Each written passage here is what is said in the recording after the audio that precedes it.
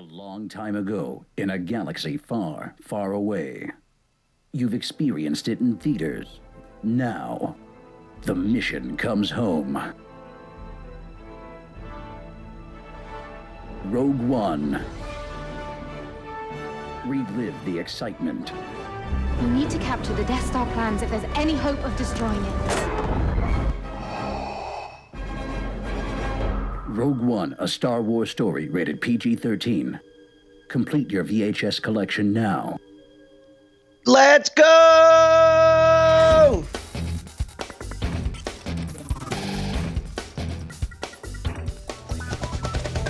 Welcome to Cordkillers, our mission to report the intel from the front lines of the cord-cutting revolution so you, my friends, have the information you need to know to be able to watch what you want, when you want, where you want, on whatever device you want. I'm Tom Merritt. That man is Brian Brushwood. Yeah, live here on the West Coast studios. I like it when we're face-to-face, can actually look at each other. Yeah. We're just going to stare longingly into each other's eyes for the next hour. It doesn't make for as good of a show for you. Yeah, but really we cool love it. For us. It's tantric. It's great. Yeah. We'll hold all the news until the very end. And then, yes, we are going to talk about all the news you need today, and we'll start with our primary target. All right, so I have prepared surveys for you two ways this morning in our brunch time Cordkillers. Yes. First, Pivotal Research has analyzed the Nielsen numbers and notes that in those numbers, February English language broadcast and ad-supported cable is down 10.3% in viewers, 18 to 49, and ad impressions are down 7.2%. Those numbers don't always track entirely because people watch ad-free stuff, whatever. TV usage for the 18 to 49 year group for connected devices, which is basically your Rokus, your Apple TVs, anything hooked up to your television, is up to 9.9% of 18 to 49s. It was 6.2% last year and 3.6% 2 years ago. This doesn't count laptops, tablets. This is just television viewing. So basically what Pivotal Research is finding is television watching down when you look at traditional cable and broadcast, television watching up when you look at connected devices. And then Morning Consult did a survey of millennials ages 18 to 29 and found that 29% of them have no pay TV. Most of them cited cost. 20% cited the quality of content on streaming on demand, those things that they can watch on their Rokus and Apple TVs. And more than half of the 18 to 29 group, 54%, say they stream more than they watch regular TV. So these basically go hand in hand, which is the data is showing people not watching broadcast and cable in general, definitely watching more on their connected boxes. And in the 18 to 29-year-old group, yes, they are also doing that, even greater numbers than the other demos. Yeah, looking at the article, it wasn't clear to me. I mean, 29% is a big number no matter what, but it's they use the phrase in the headline, cord cutters, but that would imply that they had cable and then got rid of it. Right, cord nevers might count in there too. Correct. Yeah. Which it's I would love to know if this is an increasing trend or if these are just people who never had cable and they're just aging into the demographic that they become interesting to these researchers. So going in reverse order, 54% say they stream more than they watch. That feels right. And millennials go to what, age 30? It's 18 to 29 for the purposes of this survey. Yeah, okay. That totally makes sense. But then again, we live in a podcast bubble, so we might be in a different place. We live in a podcast bubble that we created because we do a podcast about these very people, so we run into them more often. Correct. Amplified. Yeah, exactly. What's curious, and I wonder how it's going to change as they age and make more money. The third of them that say cable is too expensive, that's why I do everything. Number one, we've talked about, there's a number of different studies that show that, if you're a cord cutter, then basically you just spend all that same amount of money, that same $150 that you would normally spend on cable. You end up spending it on all the other services to replace and go a la carte on there. And we'll have some other stories about another. Here's the thing that people forget. If you're a cord never, or if you're not a cord completionist, right? Like, I won't watch sports anymore. I'll just watch it at the bar, whatever. You will save money. Like, if you're a cord never and you're like, well, I could pay $10 a month for Netflix, or I can pay $35 a month for the skinniest bundle from my cable company. I choose Netflix and YouTube, right? Like it's not an apples to apples comparison, but people are like, I don't need all those extra things I get for the extra price. And to be honest, $35 a month is being very forgiving in my comparison because most people are paying $90 or more for cable. Sure. Well, and I think you bring up an interesting point where I would love to know if there's an attitude among the millennials studied that it's okay not to have everything at all the time. Because when we were growing up, when there was like the idea of just not having access to giant chunks of content was painful, whereas I don't know that people mind it. You always felt on the outs, like, oh yeah, we don't subscribe to the package, it gets Bravo, or oh yeah, no, they haven't added that one to our cable system yet in our town, which only has one cable system because we're still suffering under monopolistic rules from the past, right? And keep in mind, and now it's like, I don't really care. I can get that show in another way. Right. Well, and it's hard to remember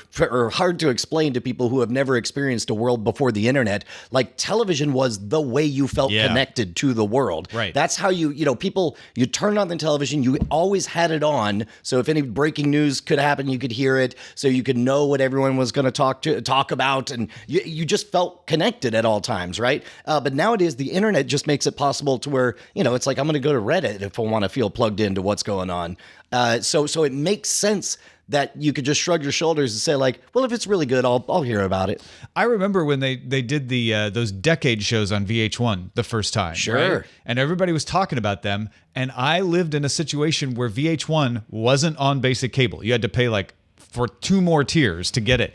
And I remember how that made me feel left out. Like, yeah, there's I don't get VH1. Cultural thing happening right now. I can't see it. There is no way for me to see it without paying for money or going to someone's house, right? Yeah. Whereas now, if that happens, you're like, oh, well, which store do I buy it on? iTunes? Is it on iTunes? Vudu? Can I get it on Vudu? Google Play? Yeah. Okay, or maybe I'll just download it somewhere. Or somebody's got a bootleg of it on YouTube or whatever. Yeah. Well, honestly, I don't think any of these numbers are going to be surprising, but you get a lot of folks out there trying to argue like, no, people aren't cutting the cord, and who's buying all these boxes anyway? And so we provide these sort of in part as a service to just say, yeah, no, there's legit numbers out there showing people are using these set-top boxes. They are cutting the cord at certain points. It may not be as fast as some people want to say, but it's certainly not as slow as other people want to say. Absolutely. And those people being cord-cutting show hosts on the one side and cable companies on the other. All right. Hey, you know what? The only reason we are able to sit here and do this show is because of you, if you're somebody who supports us on Patreon. Patreon.com/Cordkillers. Heck yeah, man. You guys can keep us loud, live, and independent. Join the, 1,500 plus people that are kicking us some dimes. Hopefully, we're saving you guys a little bit of money by teaching you how to cut the cord and watch what you want when you want, whatever device you want. 1,700 plus. Wow. And if you've gotten some value, we sure would love a few pennies of that. Yeah. All we say is, hey, you get value out of the show? Put a number on that. Give it back to us at patreon.com/Cordkillers. Even if it's like $1 a month, that's all it takes. Let's talk about how to watch all this stuff. All right. This is one of those stories. We've done this before. Like, hey, this sounds like good news, except for this part. Oh, and this other part. Oh, no. AMC, according to sources, this is not an official announcement. We should make that clear. This is sources telling Reuters that AMC is considering launching a commercial-free online video streaming service. Oh, that sounds awesome. I like some AMC programming. Maybe that'll get all caught up on The Walking Dead. Yeah, or Preacher. Sure.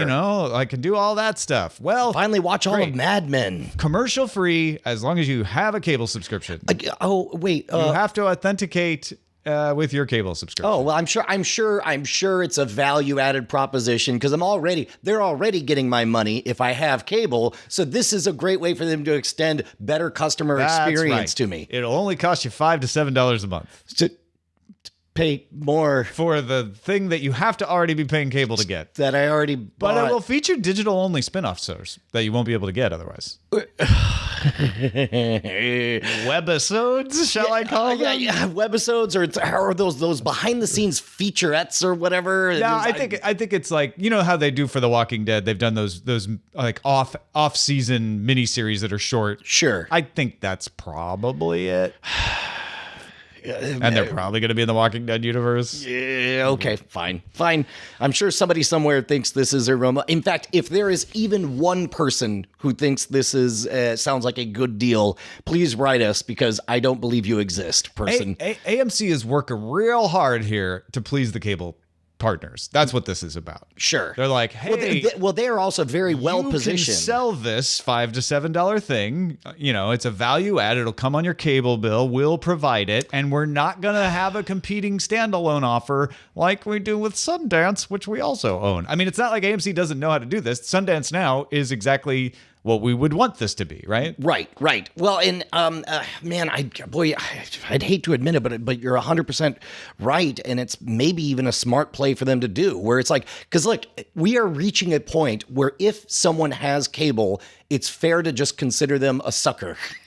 And then they could say, hey, you've got a lot of suckers. You want more money from your suckers? Just tell them what a great value add this is. And you can get more money harvesting from them. I just don't see people paying for this. Like, if I'm already paying for cable.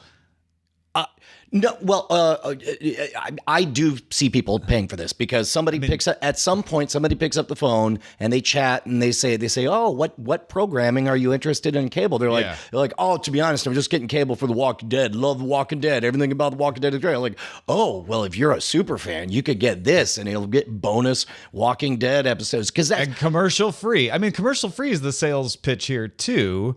You know, and that's actually not okay. My problem that I'm like, the people who are living in the cable world, are they really living in the set-top box world enough? I mean, we heard the numbers, 9%.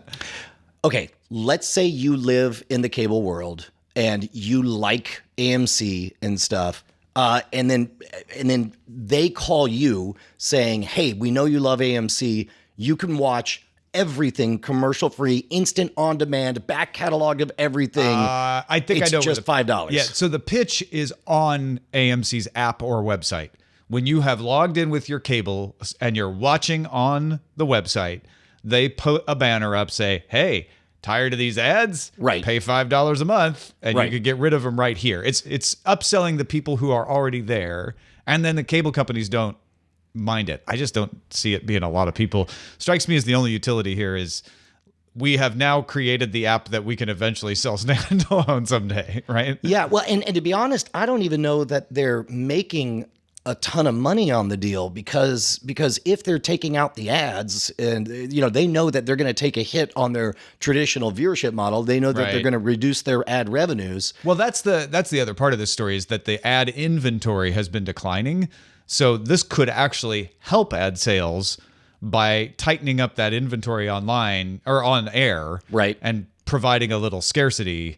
And then it's all offset with this new revenue stream. Yeah, exactly. Of hardcore fans. That's a tricky business, though. Yeah, I don't blame AMC, but I also don't see any benefit to doing this, especially at $7 a month, man. Just buy all the episodes. At that point, definitely. Walmart's Vudu video service is allowing users to convert movies on disc to ultraviolet digital copies, which they've done for a long time. We've talked about this before. You pay $2 for a standard def copy, or really what you're going to do is pay $5 for a high def copy.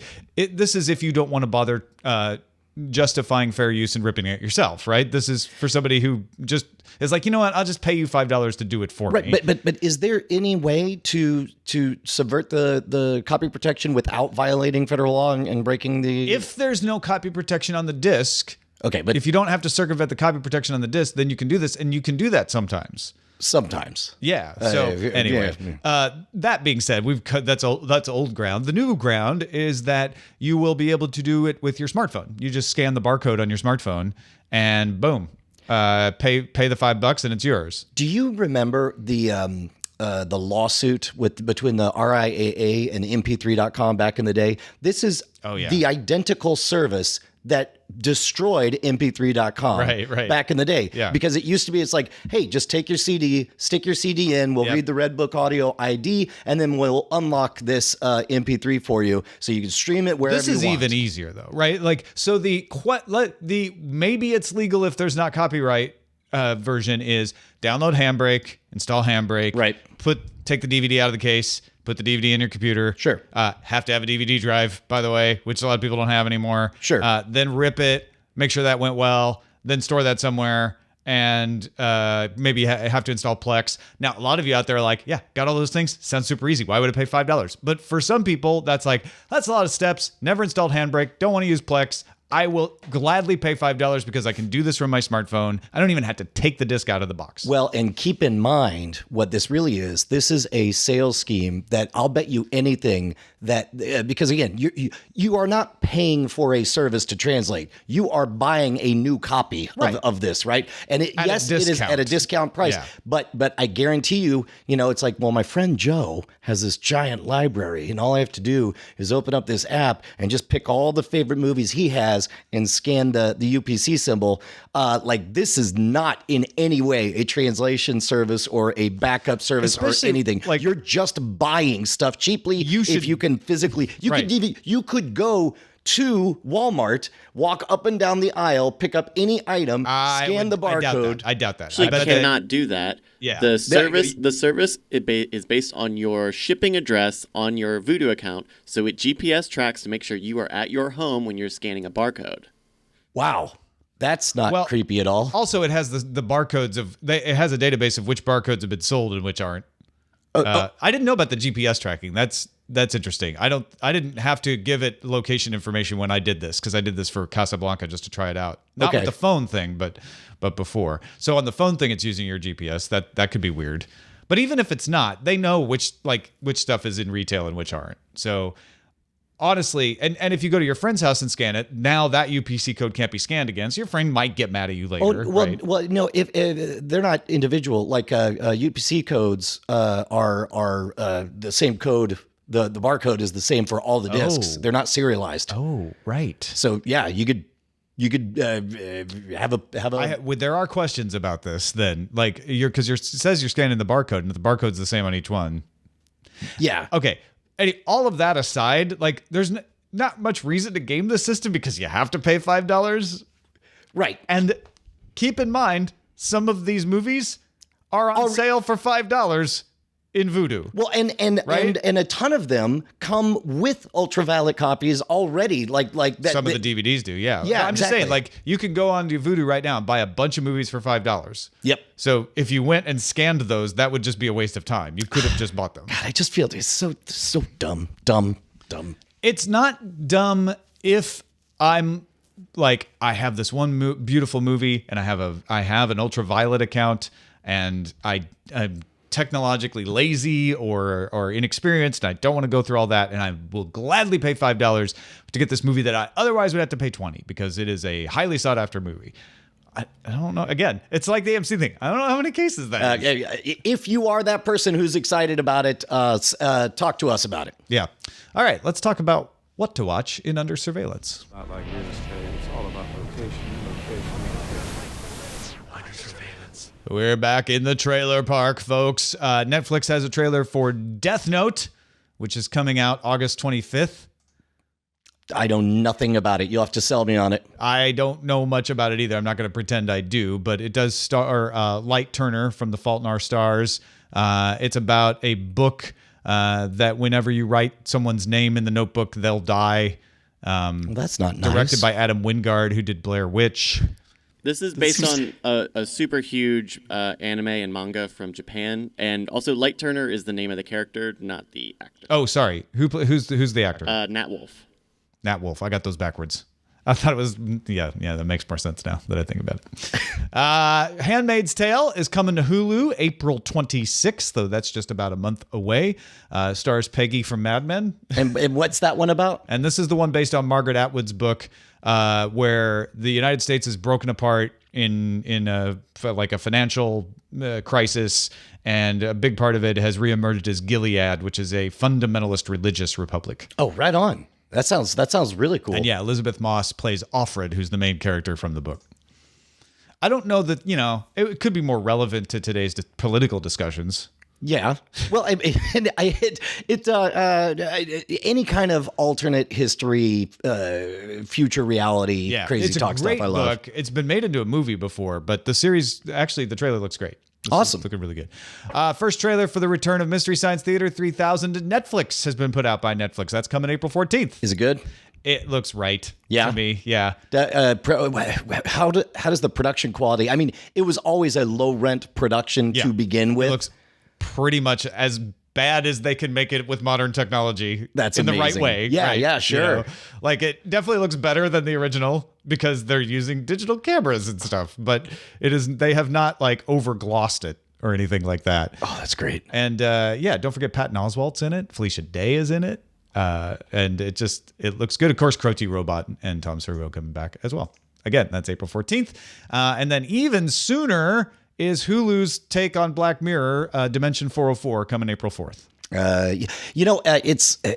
It's really tempting when you hear about this stuff like, it's just a knockoff of Black Mirror or whatever. Like you want to pick a side and have a good one and a bad one. But it's like, if you like stories like that, having a Pepsi only elevates Coke. Also, Freddie Wong directing. Oh, right on. So, very cool. Yeah. This is a 6-part sci-fi anthology series. I just want more. Like, especially with anthology series, I'm like, it's not a competitor to Black Mirror. It's like saying, well, the Asimov anthology is a competitor to the Arthur C. Clarke anthology. And I refuse to read both of them. Right. Why would you do that? Exactly. Watch them both. You're going to or at least, even if you don't want to watch it, it's knowing that it's out there means that there are stories that would not have been told otherwise. Mix your Pepsi and Coke. Take an anthology suicide. Abomination. So, Brian, what have you been watching this week? Watched Justified twice. I'm sorry about that. That's because you was at my house and I hadn't watched it yet. I rewatched after Night Attack. We had Mike TV over, and so I pulled that little game where I'm like, let's just watch the first 5 minutes of Legion, and then suddenly it's 3 a.m, and I've watched the pilot of Legion a third time. Again. But I did catch the second episode, and I'm halfway through the third now, and just finished The Expanse. Oh, excellent. I am with you on all of those things. I will also add that I caught up on The Magicians this week.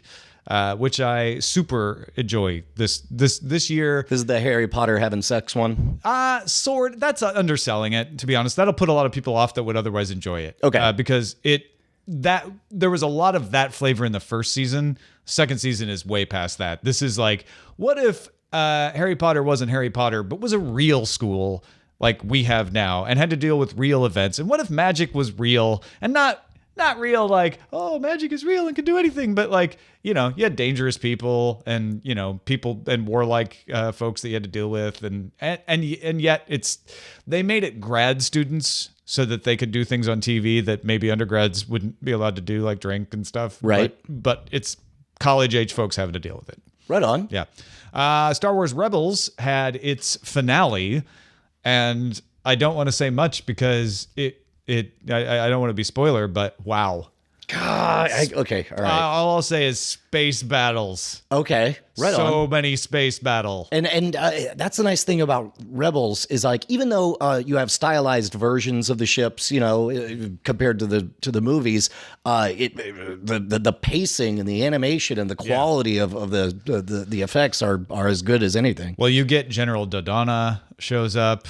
He's kind of been the other. He's the guy with the white beard from the first Star Wars. Oh yeah, from A New Hope. Yeah, he shows up, which you knew he was out there, but you didn't like. It's like, oh, we're all coming together. Mon Mothma's in it. Like, that's awesome. Yeah, it's really good.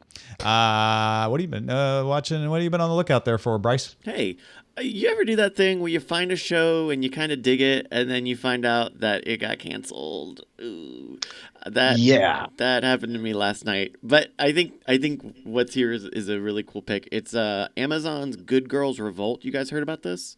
No. This came out last October. It's a period piece set in 1969, and it follows these 3 female researchers at a Newsweek-like magazine called News of the Week. But basically what these researchers do is they go out and do the fact-finding and getting sources and getting quotes to give to the male reporters who will write the article and get the byline.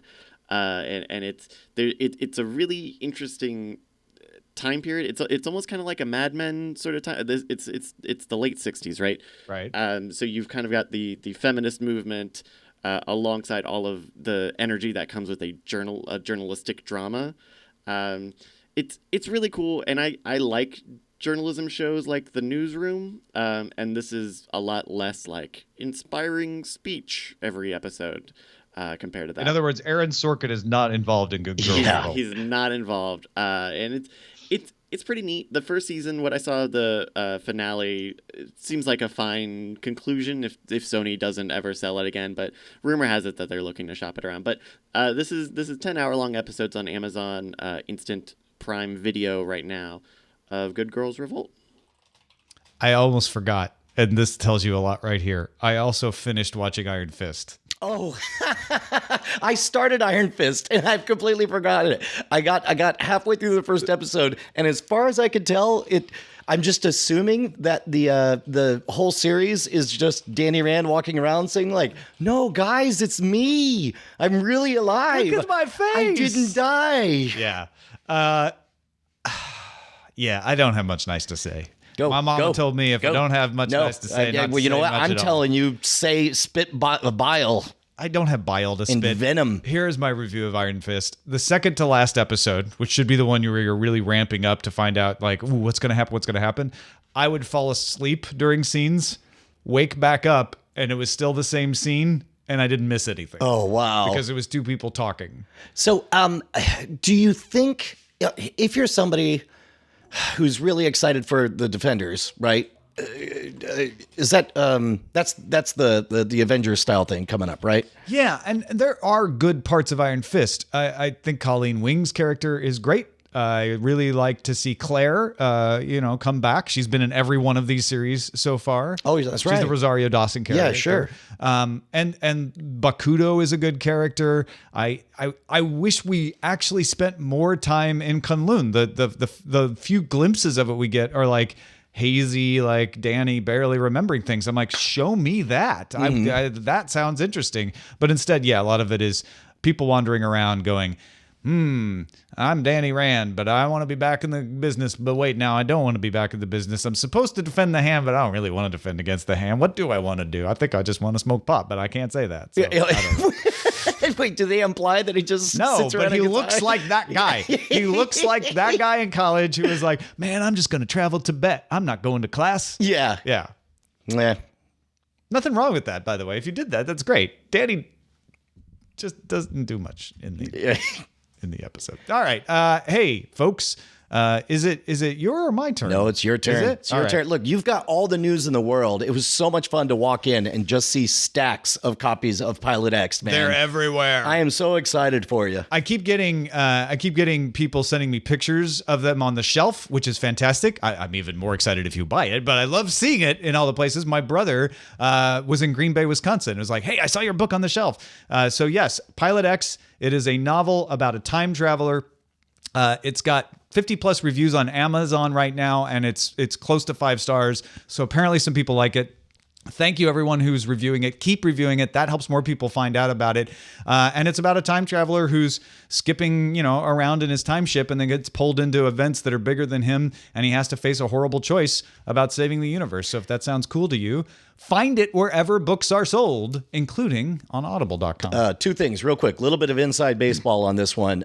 From what I hear, it really matters to get over the number 100 on reviews at Amazon. So you're halfway there. Yeah, so you want to get all the way there. Also, I just bought it on Audible. Don't forget Audible. You can also give it the reviews over there as well. And if you get a subscription to Audible, available at audible.com/rogue, then you could get you can get it for free. Free? Yeah. Wow. And support Brian's other show, which makes this a 2-for-1 plug. See, we came together like Voltron. Wins. All right. Got something we should be on the lookout for. Email us, cordkillers@gmail.com. Let's move on to the front lines. Front lines. Well, Sony just made it easier for me to stay on PlayStation Vue. The MLB Network is now part of its core tier. That's not the cheapest one, but the way they do it is they have a tier that only has like ESPN and one like Fox Sports 1, and then there's a tier that adds a bunch more sports channels. And so if you go for that core tier, you can get MLB Network. That's the one that also has the NFL Network. Service has recently been emphasizing live sports. By that I mean PlayStation Vue, introducing NBA, NFL, multi-view feature, so you can actually see multiple games at once. That was really cool for the NCAA tournament that's going on. Are you going to continue to have your blackout issues that drive you nuts? Yes, because you're an alcoholic drinking too much all the time. I mean, not really. MLB Network. Adding MLB Network just says, hey, World Baseball Classic was only on MLB Network. You could watch it on PlayStation Vue instead of DirecTV now. Hey, there's a game on MLB Network in the playoffs this year, and you don't have to skip it or find quirky ways and watch it on DirecTV now. You can get it there. So that's good. Got it. Meanwhile, Comscore measured video streamed over Wi-Fi at home in the U.S. in December. Netflix, of course, led with 40% penetration. YouTube is at 30%, while Hulu and Amazon are behind. Hulu users and Netflix users both tie at 25 hours a month. That is astonishing to me that YouTube is behind Netflix. Now, I know that Netflix has longer programming, yeah, right. And whereas YouTube has been focused on more short form stuff, but this makes sense then if these metrics, I assume some version of them YouTube had before, and if they truly, they're like, we could serve more ads if we get more duration. That's why you've seen this shift in YouTube where the algorithm is definitely benefiting longer form content. Also, this is just for TV connected devices, right? This doesn't count your tablet, your phone, and that's where more people are going to watch YouTube. Yeah. So you could also look at it as, wow, 30% ain't bad for something where people don't usually think about sitting down and turning on the TV to watch it. Well, that only makes me more amazed because every time I tell somebody that I watch Netflix, get more amazed. Every time I ask people where they watch Netflix, it's always on their mobile devices. So it's like if on top of that 40% penetration for for desktops and laptops, and I assume smart TVs. Yeah, probably. Yeah. Okay. That's still super impressive. Most people, I mean, the data shows that most people watch Netflix on their TV, though. And most people don't watch YouTube on their TV. So they are coming from opposite sides. Yeah, that's a good point. Twitter announced its Periscope Producer API. This is the one we talked about last week. We didn't know it was going to be called that, but that's what it's called. That lets you live stream without using the Periscope phone app. You have to be a partner, but anybody can become a partner by applying. Partners at launch are Camera Maker Livestream, the Mevo camera, Wirecast, Switchboard Cloud, and Teradek. So that means when I say anybody can become a partner by applying, I'm talking about the tech. You, if you're using Mevo or Wirecast or Livestream, can now just stream right onto Periscope from your desktop. You don't have to use the phone app. Yeah, that's I don't know how big the adoption will be for this, right? Because right now we're live streaming along with Diamond Club TV. We're at Twitch, and Twitch has inherent discoverability and a built-in chat and the ability to algorithmically recognize, hey, this is really blowing up. Let me serve it up to other people. Whereas in my experience, Periscopes are a one-way trajectory. You start, you get a flood of people, and then slowly they all get distracted and trickle off. Well, and Twitter's trying to fight that perception with this, I think, and trying to say, hey, you don't think of Facebook Live that way, right? You think of Facebook Live as a place to watch these high-level broadcasts because they paid a bunch of people to do that. Right. Well, now all you high-level broadcasters can do this on Periscope now. Question is, will they? Yeah, I'll tell you this much. If anybody is in a position to want to take advantage of it, it's me, because I do have a sizable audience on Twitter. Yet the thought of rushing them all, if I go live on Periscope, I want it to be something candid, electric, in the moment, not the grind of a long podcast. And this is why I didn't think they would call this Periscope. Yeah, because all this is hey, broadcast live on Twitter right now. Right? But because it's the Periscope API, it makes it feel like, so it should be that informal thing, right? No, the whole point of this is take your Wirecast setup and go live on Twitter. Well, and you know what? That is a benefit. If you wanted to do a Q&A, now you could do like Barack Obama is not going to go live on Periscope and just hand hold his camera. Or if he does, it's going to be because he wants to have a candid hey, correct. Guys, but if you're going to do like ask a president a thing, then you're going to want to be able to have it look good and go through a totally fancy camera and stuff. You got the next one. I sure do. In iTunes 12.6, Apple now allows users to continue watching movie rentals on other devices. The Watch Anywhere feature requires iOS 10.3 and tvOS 10.2, which are both still in beta. Rentals are still subject to time limits on viewing, so that's nice. So you can get it started on your mobile device and then throw it to the TV. It's something that Amazon already does. Yeah. Lots of others already do. Welcome to the party. Now you can do it with iTunes. Yeah. So, if that's your store of choice, you're excited about that. Netflix announced that Firefox on Linux can now natively play the service's video. Because of the way it encodes for DRM, Linux users previously had to use Chrome with the encrypted media extension or some other workaround. But now, Firefox, which is often used on Linux, can just go to Netflix.com and start playing. Very good. Very cool. Let's move on to some dispatches from the front.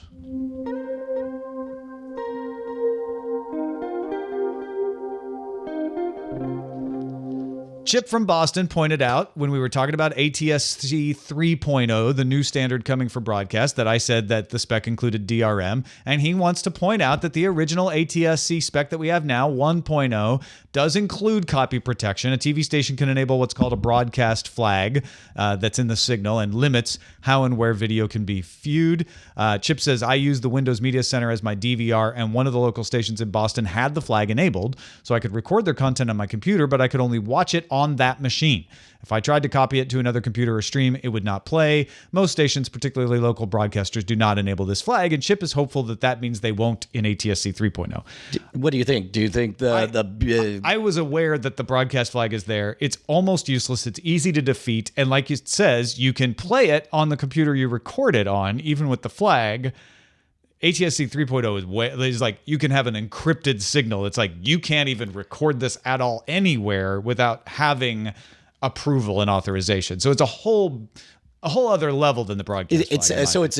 Think in terms of locks. It's the difference between just an eye hook that is easy to defeat versus actually having an industrial strength lock. Yeah, it's just a lot stronger. So Chip's not wrong, and I hope Chip is right that they're like, we won't take advantage of that too often. He may be right. There may be enough pressure to keep that free that it won't matter, but we'll see. Meanwhile, Faiz Imam says, a sign of things to come, Canada has a sports duopoly with almost all English sports broadcasts done by Bell or Rogers. This week, they informed bars and restaurants that they can no longer subscribe to regular packages to show games at largely similar costs to home users. They must pay $120 on top of regular packages to get 2 sports channels. As the subscription revenue drops, how long till U.S. sports channels start doing the same? As ESPN goes through layoffs and crisis as it loses revenues, how long till they realize that they have a captive market that is able to be gouged much more than it currently is?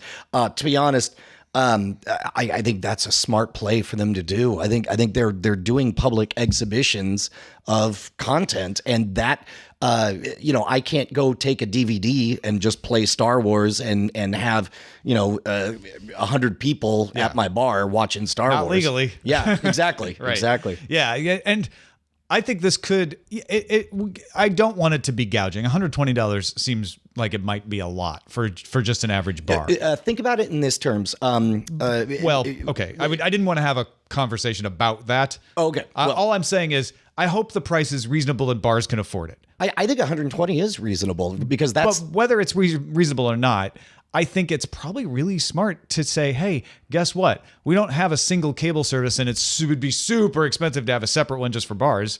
It's a lot easier to deploy that now and say, oh, hey, this app is for bars, and you pay the reasonable amount a month to get the bar content. In fact, there may be room for an aggregator to say, we've worked with Disney and NBC and Fox to have the Bar TV app that the bar only needs to have an internet connection, and now they pay for that, and they have the license for public process. It's all taken care of, spick and span. Could be a lot easier for bars to implement that way. Well, and really, we're just looking at the same model that already exists for high-speed internet. If you want to get high-speed internet installed at any kind of commercial place, they do not offer residential service. Right. You can't get it for $60. You have to pay anywhere from $150 to $500 for top-tier internet access. So now they'll just be doing the same thing, only on the content side of cable as well. And that would just be so much nicer if you're like, hey, I'm signed up with this app. I'm already in the database. You don't have to send a person around to monitor and see if I'm doing the right thing, which is kind of how they do it sometimes now.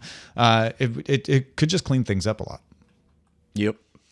Paul from Dayton wanted to mention a couple of developments with Plex that he heard about recently. Said, I'm looking forward to testing it out. Plex is currently in the process of rolling out a DVR feature that eliminates the need for a separate recording program, and one which will hopefully solve another issue that I discuss. The other is Plex Cloud, which allows the user of a user's cloud storage program, such as Dropbox or Google Drive, as a media folder in the device, making it much easier to watch videos anywhere you can connect to the cloud. If I could, I'd like to pose a question to the Cordkillers community concerning DVR functionality. The setup I have now works reasonably well, with one exception. I've never been able to find a method for enabling subtitles and or closed captioning within any of the programs I use. While not an absolute need, having some type of on-screen text can occasionally be helpful. I know Brian's a big fan of that. I wondered if anyone else has a method for enabling this feature. I am really surprised that he's having any trouble with it, because as I understand it, the information for closed captioning is baked into the video signal. So if you have a recording of the video signal, you have that information. Here's the problem. He's saying, I can't figure out how to turn that on in any of the programs I use, but we don't know which programs he's using. Oh, got it. Yeah. So that's a good question. So if he's looking at a copy, I believe like WinVLC, I believe has captioning ability in there. I'm making that up though, but I'm sure. I guess what we'd say is if you're a Plex user and you have a program you use to watch your videos that can enable subtitles and closed captioning really easily, let us know. Yeah. Cordkillers@gmail.com. Tom Mahoney says, I'm not sure if this has been mentioned before, but I just found the Expanse's interactive story guide at sci-fi.com. Don't forget, here in America, we spell it S-Y-F-Y, sci-fi. You know why they did that, right? That wasn't like some loose rebranding thing. It's like because they couldn't trademark. They couldn't trademark SCIFI. But they could trademark SYFY. And you can trademark SCIFI. But maybe someone else had it? Yeah, or as I understood it, that this was a simple way to have a word that they could own. They could make all sure the nobody rights. else had it. Yeah, correct. Exactly. Sci-fi.com, the Expanse /Enter the Future /Inside. Tom says, I'm finding this pretty late in the second season, but it's fun to see where everything was relative to each other. You're presented with a diagram of the solar system, and you can highlight different areas, seeing where different ships are, who's on them, what they've been doing.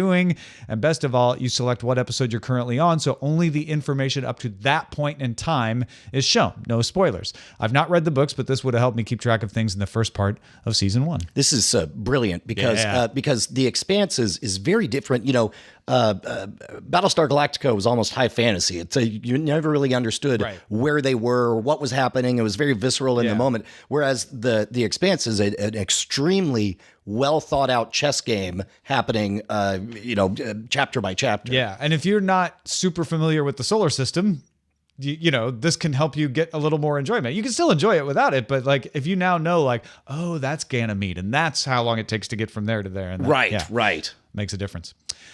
Hey, thanks, Brian, for being on the show. Hey, man, it's good to be here.